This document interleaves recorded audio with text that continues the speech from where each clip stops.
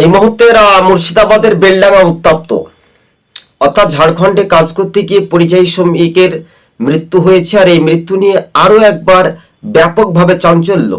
তবে এই বিষয়ে অধীর রঞ্জন চৌধুরী তিনি মৃত্যু পরিবারের সঙ্গে কথা বললেন, আত্মীয় পরিজনদের সঙ্গে।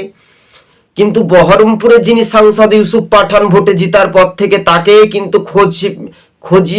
খুঁজে পাওয়া যাচ্ছে না। কেন এলেন না, এই নিয়ে উঠেছে রাজনৈতিক মহলে উত্তপ্ত পরিস্থিতি। একদিকে আপনাদেরকে জানিয়ে রাখি যে সাংবাদিকদের যেভাবে তারা খবর সংগ্রহ করেছে, পরিশ্রম করে তাদের উপর যেভাবে হামলা হলো, আক্রমণ হলো, তারা আক্রান্ত হতে হলো, প্রথমে আমরা ধিক্কার জানাই। আমরা কোন রাজ্যে বসবাস করছি? বিভিন্ন চ্যানেলের সংবাদ মাধ্যমের কর্মী সহকর্মীরা তারা কিন্তু আজ উত্তপ্ত হওয়ার পরিস্থিতি, তারা কিন্তু বাধাপ্রাপ্ত হয়েছে পুলিশের গাফলতির কারণে।